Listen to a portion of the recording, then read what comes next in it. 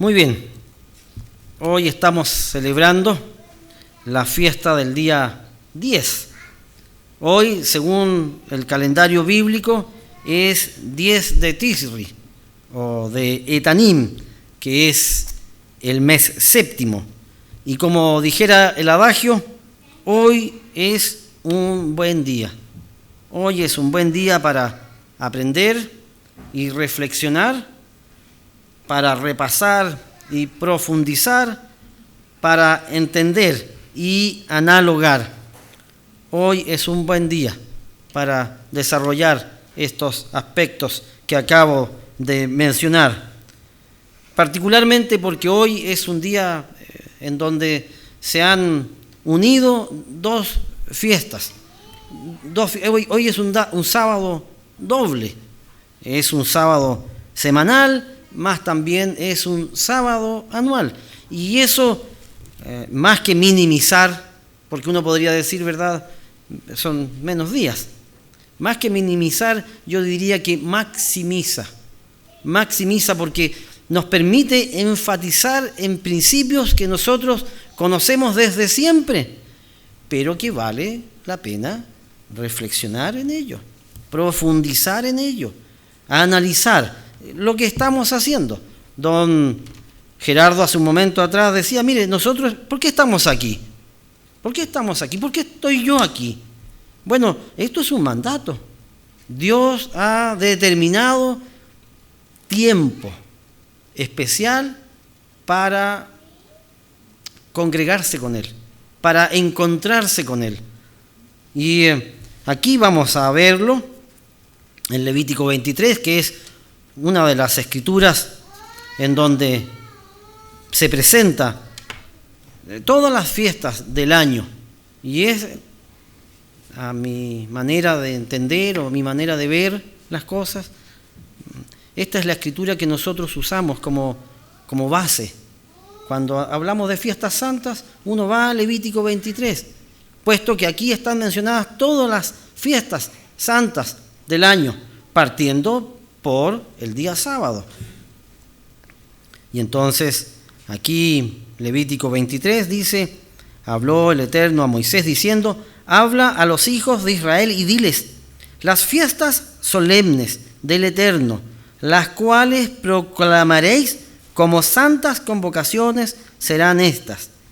Esto de las fiestas solemnes proviene de la palabra moed del hebreo, que significa temporada de fiesta o tiempo de fiesta. Y entonces aquí Dios, hablándole a su pueblo a través de Moisés, su profeta, les dijo al pueblo, habla a los hijos de Israel de las fiestas solemnes, las cuales proclamaréis como santas convocaciones serán estas. Y nos encontramos con que la primera fiesta que está mencionada por Dios es el sábado. El sábado es una fiesta santa. Versículo 3 dice, 6 días se trabajará, mas el séptimo día será de reposo, santa convocación, ningún trabajo haréis. Día sábado es del Eterno, en donde quiera que habitéis. Y entonces aquí uno se encuentra con esta indicación que hace Dios, en donde le dice a su pueblo, mire, en donde usted viva, en donde usted vaya, usted, mire, si quiere va a vivir a la China, pero en la China el sábado sigue siendo sábado. No, esto no estaba circunscrito a Israel, a la tierra de Israel, a la tierra de Palestina. Si fuera así, bueno, la pregunta que tendríamos que hacernos nosotros, bueno, ¿y nosotros qué estamos haciendo aquí? Si nosotros vivimos en Chile. No estaba circunscrito a un lugar específico, sino que es un tiempo que Dios determinó para hacerlo santo. El día séptimo, el Shabbat en hebreo, Shabbatón en griego.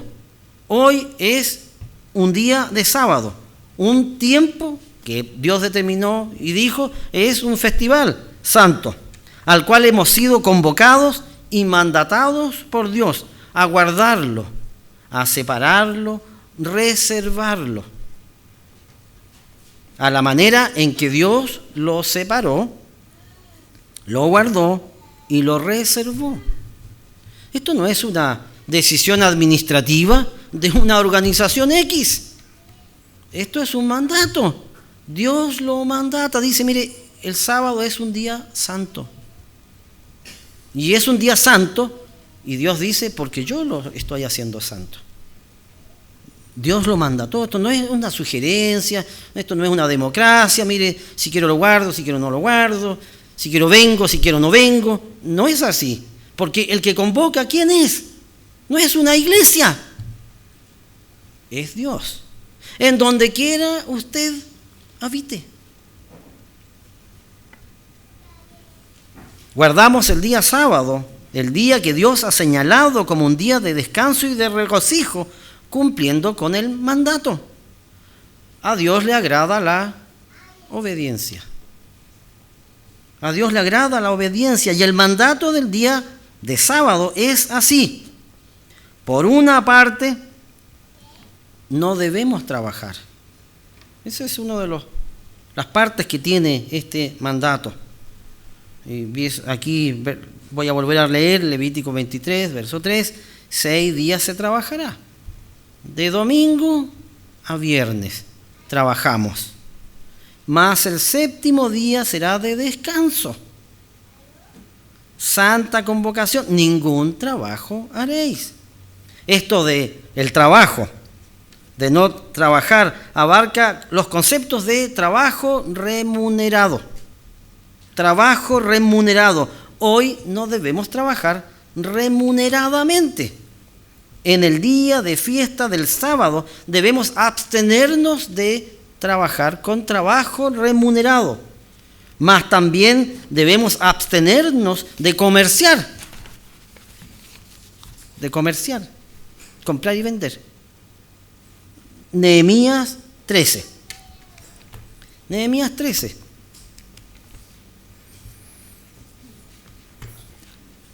¿Qué le pasó a los post-exiliados?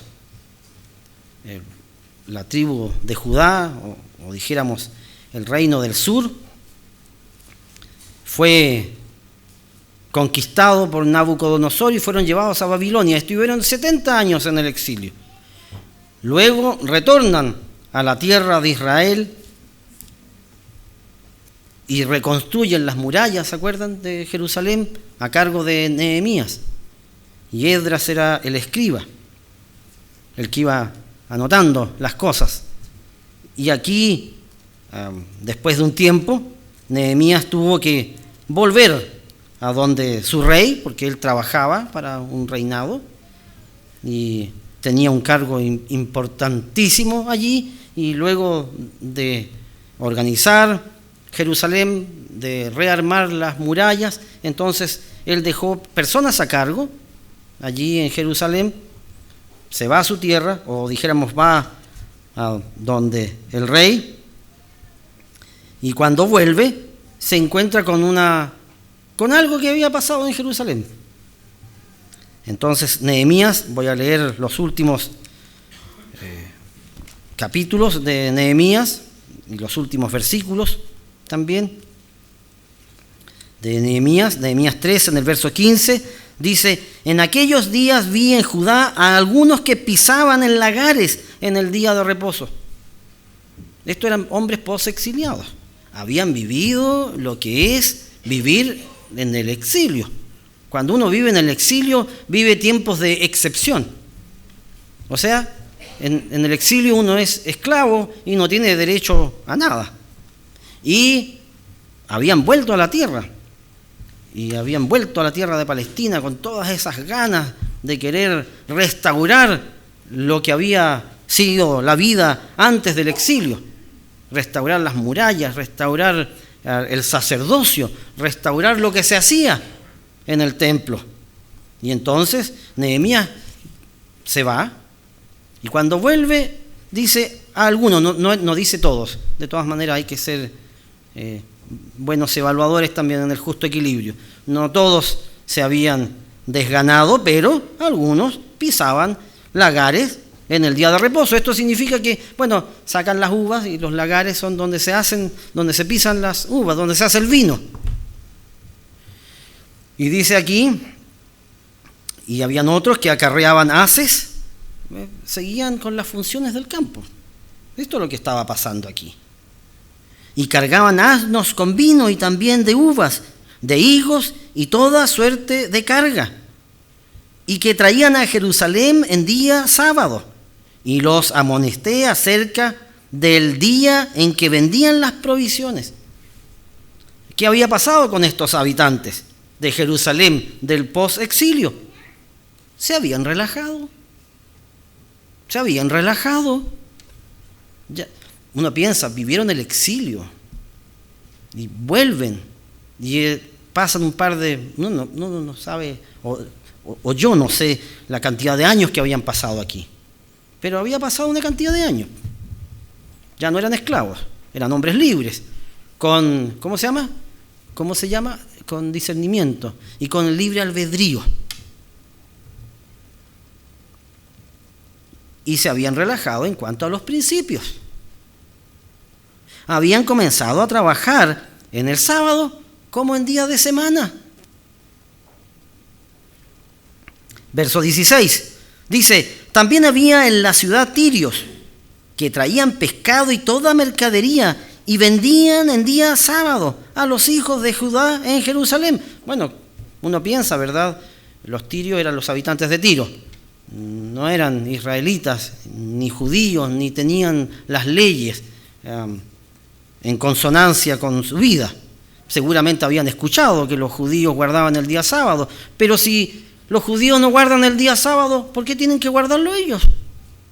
Y si los judíos estaban trabajando en día sábado, estaban pisando las uvas, estaban cargando los higos, tenían a los asnos y todo seguía normal. Bueno, ¿qué piensa una persona de Tiro? Como uno podría llevarlo a la analogía, ¿verdad? ¿Qué pensaría un vecino mío? Si yo trabajo en sábado y sigo mi vida normal, común y silvestre, ¿qué va a hacer el vecino que no tiene la ley? Bueno, si tiene un negocio, le ofrezco cosas, ¿por qué no? Si el hombre trabaja en sábado. Y entonces Nehemías trae a colación esto. Y reprendí a los señores de Judá y les dije: ¿qué mala cosa es esta que vosotros hacéis profanando así el día de reposo? Esto de profanar viene del hebreo kajalal, propiamente perforar, herir, figurativamente profanar, disolver, romper.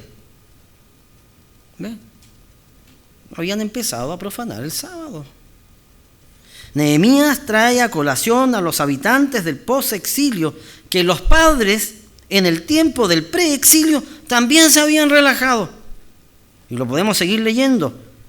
Dice aquí en el versículo 18, Nehemías 13, versículo 18.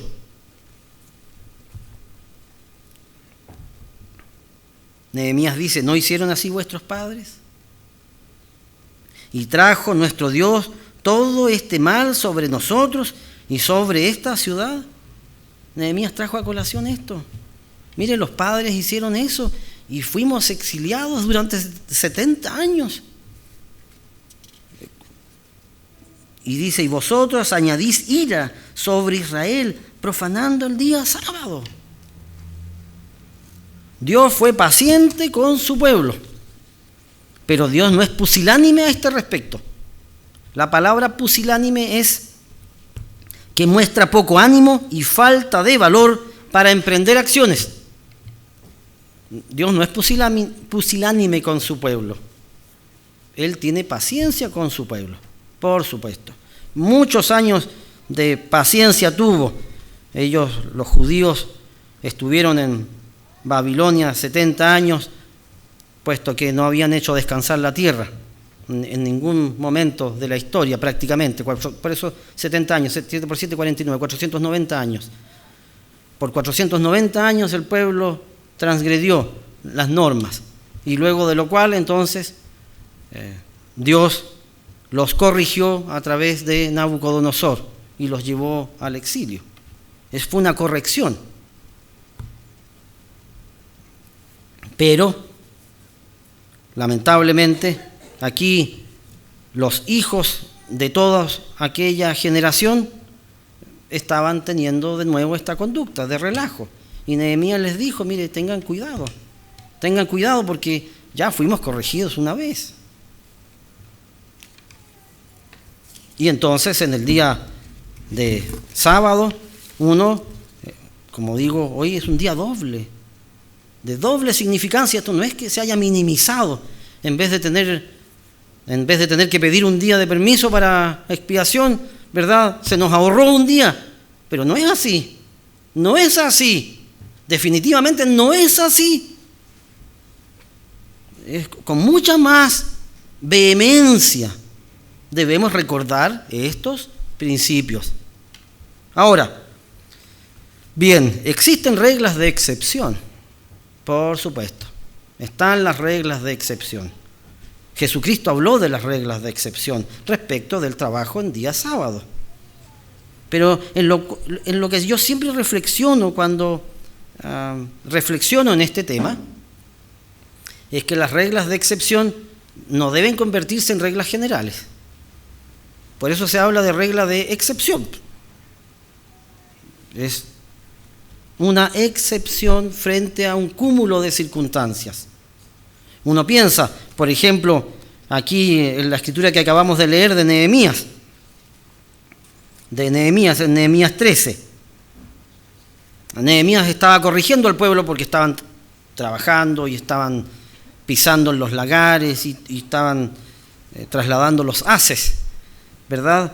Y en el verso 19 dice, sucedió pues que cuando iba oscureciendo a las puertas de Jerusalén antes del día sábado, dije que se cerrasen las puertas y ordené que no las abriesen hasta después del día de reposo.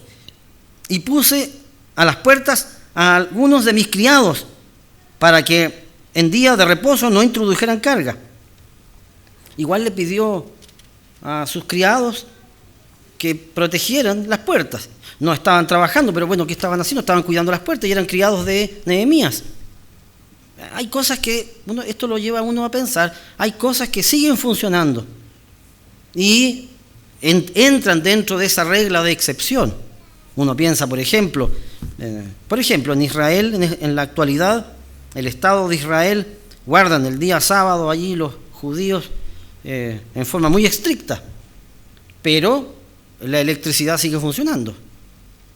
Y la electricidad se genera con centrales, no sé si serán hídricas, pero son centrales generadoras de electricidad. Y ahí hay personas que trabajan, hacen lo que se conoce como un turno ético. Así es que uno piensa, hay funciones que se siguen desarrollando. Cuando uno viene, por ejemplo, a los servicios también, a veces tiene que transitar por más cantidad de metros que las que uno pudiera caminar en forma natural, normal. Estamos aquí en La Cisterna y si usted vive en Maipú, hay 20 kilómetros de distancia o menos o más, ¿verdad? Bueno, tiene que tomar transporte público y entonces ahí uno tiene que pagar. Esas son cosas, ¿verdad? Uno las va entendiendo. Están dentro de las reglas de excepción, como Jesús también dijo aquí en Lucas 13. Jesucristo sanó personas en día sábado. Y los principales de la sinagoga le reclamaban a él porque hacía esto en sábado, porque estaba sanando en sábado. Y entonces aquí en Lucas 13:15, ustedes pueden leer conmigo. Entonces el Señor le respondió y dijo: hipócrita, cada uno de vosotros no desata en el día sábado su buey o su asno del pesebre y lo lleva a beber. Y uno dice, cuando es un buey o es un asno, bueno, lo hace la persona sola y lleva a su animal ahí al abrevadero a beber.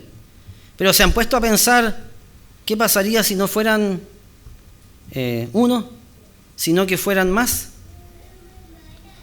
¿Se acuerdan la hacienda que tenía Job? ¿Se acuerdan que se mencionan 1000 yuntas de bueyes? ¿Han pensado ustedes cómo sería llevar al abrevadero a 1000 yuntas de bueyes? 2000 bueyes. No es tan fácil. Yo pienso que requiere de mano de obra, definitivamente eso no lo puede hacer un hombre solo. Se mencionan una cantidad innumerable de camellos que también había que abrevarlos. Y aunque es sábado, igual habría que alimentarlos. Y eso implica necesariamente trabajo, ¿verdad? Bueno, esas son las reglas de excepción. O la emergencia, también. Jesús lo mencionó en Lucas 14. Lucas 14:5. ¿Quién de vosotros, si su asno o su buey cae en algún pozo, no lo sacará inmediatamente, aunque sea en día de sábado? Bueno, uno piensa emergencias. Todos hemos vivido emergencias alguna vez en día sábado. Todos. Uno piensa, ¿qué pasaría si a mi vecino se le quema la casa? Y hay fuego, y hay bomberos, y hay que entrar ahí, pues, ayudar. ¿Qué va a hacer uno? No, es que estoy con mi único terno, lo mandé a la tintorería ayer y hoy día me voy a manchar la camisa por ayudar. No, pues, es una emergencia. Hay cosas que se ponen en la balanza, pero uno piensa, pero las excepciones no pueden ser reglas generales. Las excepciones, son situaciones particulares que suceden en momentos particulares de la vida de cada uno de los que estamos aquí. No es una regla general, no es que uno lo minimice, ni lo subvalore. No es así. Y por eso, cuando uno piensa en este día de sábado tan especial, porque este día sábado no es solamente sábado semanal, también es sábado anual. Un sábado anual que es muy especial, que siendo tan especial para Dios, debería ser especial para nosotros, porque Dios aparta el día de expiación y le da características muy particulares. Levítico 23, verso 27.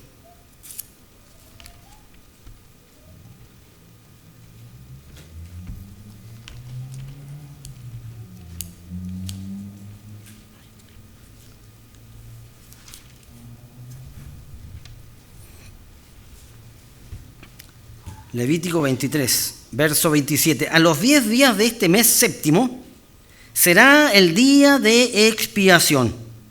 Tendréis santa convocación y afligiréis vuestras almas y ofreceréis ofrenda encendida a el Eterno. Aquí se agrega algo que no tienen los días santos, que no tiene ningún otro día santo, a propósito. Ningún otro día santo tiene esta indicación respecto de no comer. No es solamente no trabajar, sino que es no comer. Dice aquí, ningún trabajo haréis en este día, porque es día de expiación, para reconciliaros delante del Eterno vuestro Dios. Porque toda persona que no se afligiere en este mismo día será cortada de su pueblo. Y aquí Dios empieza a hacer, vean ustedes cómo Dios empieza a enfatizar en este día. Y empieza a hacer estas aseveraciones. Si la persona no se aflige, será cortada. Y dice aquí, verso 30, y cualquiera persona que hiciere trabajo alguno en este día, yo destruiré a la tal persona. ¿Se fijan? Ya Dios empieza a traer a colación que en este día, este es un día particular. No estoy minimizando de ninguna manera los otros días santos. pero definitivamente Dios trata a este día de una manera especial. Y dice que el que no se aflige será cortado, y el que trabaja será cortado. Verso siguiente, 31, ningún trabajo haréis, estatuto perpetuo es por vuestras generaciones en donde quiera que habitéis. Así, de nuevo, se fijan, trae a colación, esto no está circunscrito a un área en particular, sino que es universal. En donde quiera que usted viva, sin excepción, usted no va a trabajar y va a afligir su alma. Aquí exactamente no dice ayuno. Eso sí, lo que sí puedo traer a colación. El Levítico 23 no dice ayuno. Pero, si hay algo con lo cual uno puede decir que de los tipos de aflicción que hay, el más transversal e inocuo que existe es el ayuno. El más transversal, porque este tipo de aflicción lo puede desarrollar cualquiera persona. Y no importando su condición social, no importando su etnia, no importando el país de donde usted habite, cualquiera persona puede ayunar, porque es dejar de comer. Y los efectos negativos que tiene el ayuno se recuperan ipso facto, dijeran los expertos, ipso facto, comiendo o bebiendo. De inmediato. Si a usted le duele la cabeza porque le bajó, no sé, la glicemia. Eso es fácil. Una cucharadita de azúcar y se acabó. Usted tiene un problema renal y tiene problemas al respecto. Un vasito de agua y se arregla. En la Escritura tenemos al rey David, ahí en Salmo 35, verso 13, en donde hace y dice, afligí con ayuno mi alma. Así es que podemos decir que en el día de expiación ayunamos, porque es una manera de afligir nuestras almas. Aquí tengo algo respecto del ayuno. El ayuno ha sido llamado por muchos una cura milagrosa, gracias a la cantidad de disfunciones físicas que es capaz de tratar con éxito. El ayuno. Uno se siente mal, pero el sistema funciona sin estar intoxicado con aguas pesadas o exceso de azúcar o exceso de proteínas. Aquí dice, el ayuno en sí mismo no es un medicamento para cualquier dolencia. Lo que en realidad hace es crear un entorno propicio para que se pongan en marcha los mecanismos naturales de curación sin la intervención de agentes externos. Y dado que el cuerpo sabe cómo curarse a sí mismo a cualquier nivel, la conclusión es que el ayuno ayuda a reequilibrar el sistema a nivel general. El ayuno causa aflicción, pero una aflicción que logra compensarse o recuperarse en el momento mismo de que nos rehidratemos y nos alimentemos. De manera que el día 10, o sea, hoy, el mandato nos mandata a que además de todo lo señalado en lo referente al día de sábado semanal, agreguemos a este sábado anual la indicación de afligir nuestras almas. Hoy estamos guardando el mandamiento de congregarnos, un llamado doble, habiendo dejado nuestros trabajos en stand-by. Ni siquiera preparamos alimentos, porque hoy día estamos en ayunas. Y además guardamos el mandamiento de afligirnos. Durante este día de tarde a tarde, de la tarde del viernes a la tarde del sábado, estamos viviendo uno de los días más especiales del año, el día de la expiación, o el día de expiación, o el día del perdón, o el día de la reconciliación. Hoy es un día con mucho significado y con muchos significados. Y definitivamente, en 2 horas de servicio uno no alcanza a tocar todos los temas a profundidad. Uno alcanza a dar una visión general respecto de este día. Cada uno de nosotros, en sus estudios personales, debería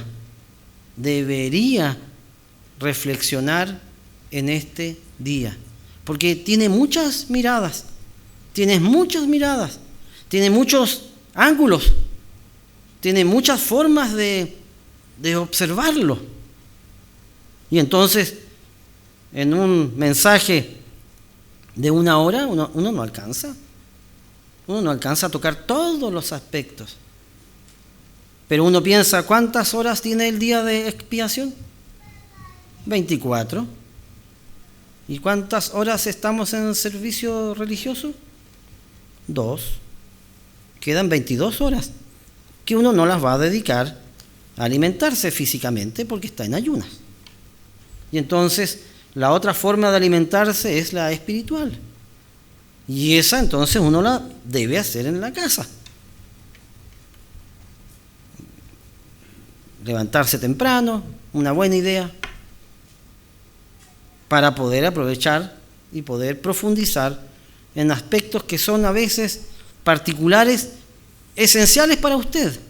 Usted lo considera importante. Y entonces, bueno, profundice allí, pues. He mencionado, miren, ahora estamos a un clic, un enter, para poder tener acceso a un mundo de información. Googleen la palabra expiación y vean cuántos tips hay allí. No es como uno piensa hace 20, 30 o 50 años atrás. Las Biblias eran escasas. En Misiones nos contaban. Biblias en español no habían hace 50 años atrás. Y uno piensa, en la actualidad hay Biblias de todos los precios. Hay Biblias que cuestan $2. Y hay Biblias que las regalan, hay instituciones que regalan Biblias.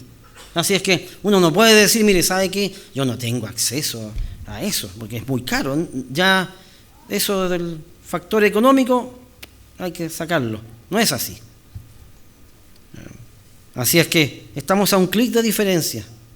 Ahora con estos aparatos, uno piensa cuántas horas le dedica a uno a ver cualquier cosa aquí. Bueno, ¿por qué en el día de expiación no abrirlo y googlear expiación? Y pinchar allí. Uno le dedica tanto tiempo a tantas cosas. ¿Por qué no profundizar en algo que sabemos que, por muy profundo que sea un mensaje, no alcanza a abarcar todo? El día de expiación, si uno lo reflexiona brevemente, es un día con mucho significado y con muchos significados. El día de expiación tiene un lugar excepcional en el texto bíblico. Un lugar de excepción en el texto bíblico.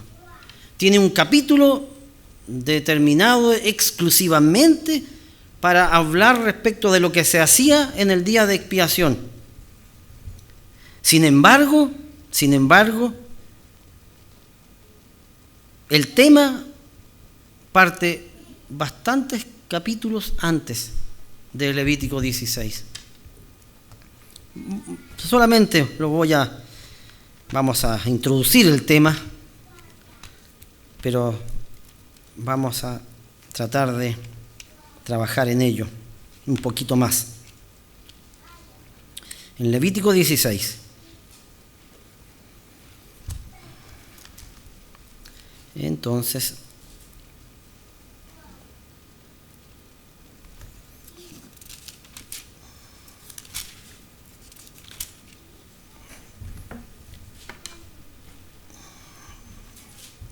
en el verso 1,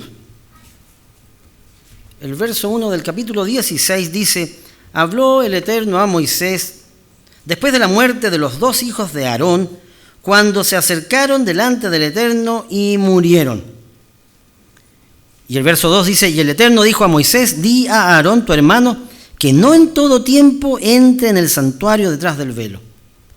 Si se fijan, el capítulo 16 parte haciendo referencia a algo que había ocurrido antes.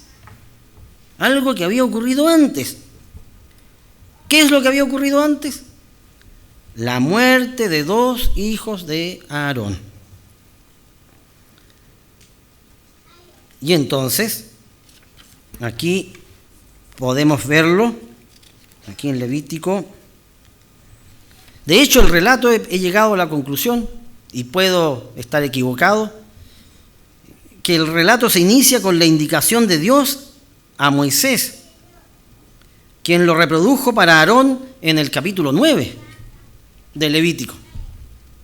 En el capítulo 10 mueren los hijos, pero los hijos mueren porque presentan fuego extraño a Dios, un fuego que nunca Dios se los había pedido. Y entonces uno dice, pero bueno, ¿y entonces qué les pidió? La indicación viene antes, en el capítulo 9, y entonces los invito a ir al capítulo 9.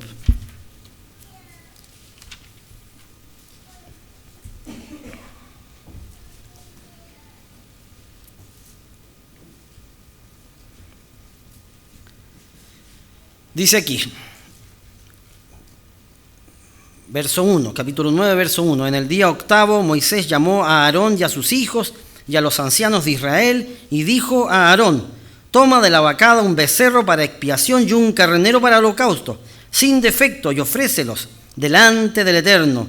Y a los hijos de Israel hablarás diciendo, tomad un macho cabrío para expiación y un becerro y un cordero de 1 año, sin defecto, para holocausto.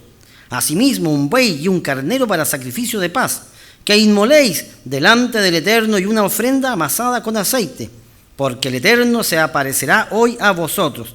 Y llevaron lo que mandó Moisés delante del tabernáculo de reunión, y vino toda la congregación y se puso delante del Eterno. Entonces Moisés dijo, esto es lo que mandó el Eterno, hacedlo y la gloria del Eterno se os aparecerá. Y en el verso 7 dice, y dijo Moisés a Aarón, acércate al altar, y haz tu expiación y tu holocausto, y haz la reconciliación por ti y por el pueblo.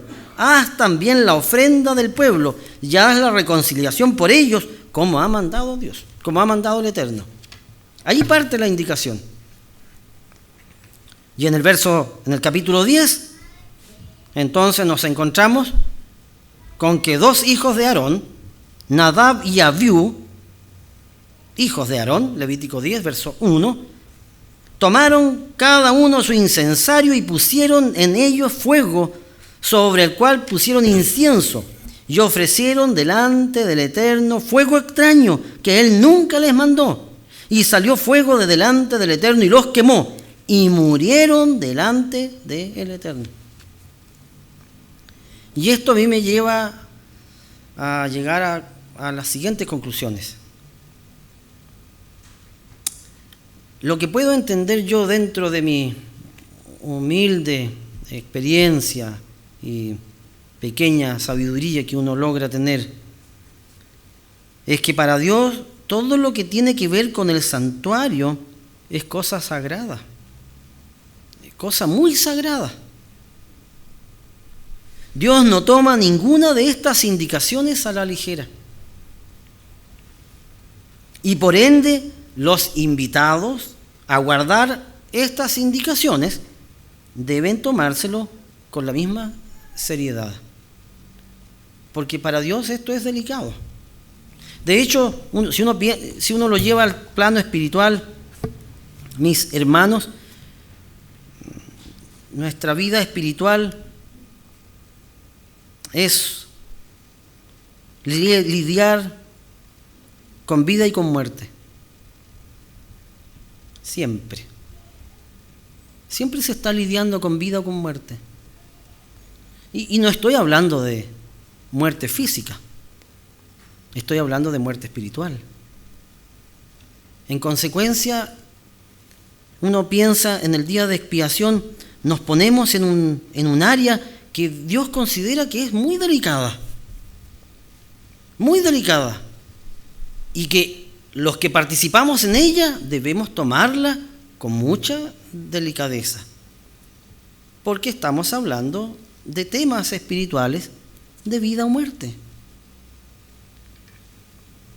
Esto no es solamente un rito que uno viene aquí, cumplió con llegar, y no es así.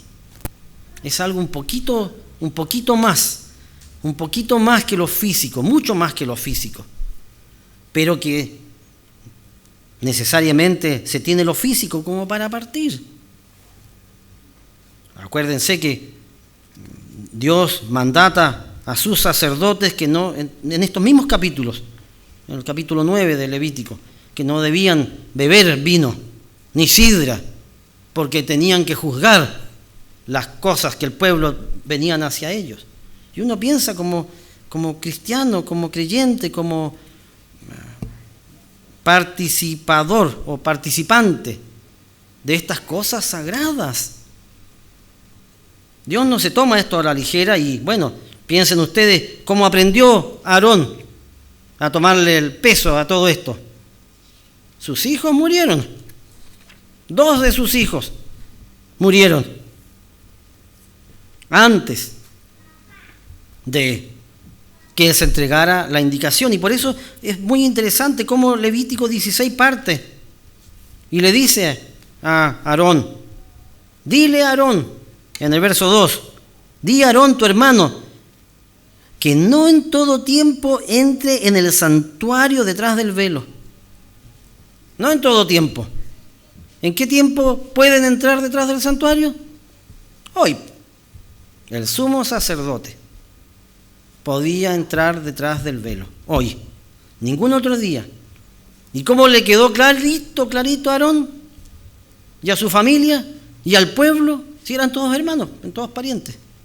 ¿Cómo les quedó claro? Bueno, mire, los errores se pagan con muerte. Y así uno lo lleva también al plano espiritual, a nivel netamente espiritual, si nos tomamos esto a la ligera. Dios no es pusilánime, mis hermanos. Él es cuidadoso y misericordioso. Tiene mucha paciencia para con nosotros, porque nos está enseñando algo de lo cual, piensen ustedes, en el milenio lo vamos a enseñar a las naciones. Y si perseveramos hasta los tiempos en que las cosas se manifiesten, vamos a ser partícipes de ello. ¿Se imaginan ustedes estar allí junto con Jesucristo cuando a Satanás se le aparte? Satanás, el tentador, que nos ha complicado la vida. ¿Nunca han tenido ustedes una pena en donde ustedes han notado que Satanás intervino? ¿Que Satanás les quitó lo que ustedes querían? ¿Nunca han tenido esa sensación? Esa sensación de decir, algún día voy a estar ahí cuando se le aplaste la cabeza. Bueno, de eso estamos hablando. De eso trata el día de expiación. Algún día Satanás será apartado. Y el día de expiación deja claramente explicitado cómo se va a hacer aquello. El Azazel, el apartado, el macho cabrío que llevaba los pecados y era enviado al desierto. Es Satanás. Satanás es un ser espiritual. No muere. Los seres físicos morimos, los seres espirituales no. Y entonces, ¿qué se hace con un ser espiritual? Se le aparta en su relación con el hombre. Se le deja en una prisión, apartado de la relación que tiene con el hombre. Y nosotros, uno piensa, si es que perseveramos, vamos a ser parte de ello. Y vamos a estar ahí con Cristo, viendo ese día. No solamente viéndolo aquí, sino que viéndolo en primera persona. Cuando todo esté cumplido, Dios se reconciliará con su pueblo y con la humanidad. En este momento, piensen ustedes, su pueblo no ha reconocido a Jesucristo como el Mesías, el ungido. Hay una separación, hay una brecha entre Dios y su pueblo, porque su pueblo se ha alejado de Él. Han preferido mandamientos de hombres que la ley. Bueno, ese día en el futuro, Dios se va a reconciliar con su pueblo. Y la Escritura dice, mirarán al que traspasaron y llorarán. Y por fin Dios será uno con su pueblo y con la humanidad. Y se comenzará de nuevo. El día de expiación es un día excepcional, tanto por sus símbolos como por sus significados, tanto por su posición y por su relevancia en el canon, tanto por sus indicaciones y sus observancias. El día de expiación es un día para tener en cuenta. Y para terminar, una pregunta. Si para Dios hoy es un día excepcional, ¿qué tan excepcional es para usted este día? De su respuesta dependerá su futuro.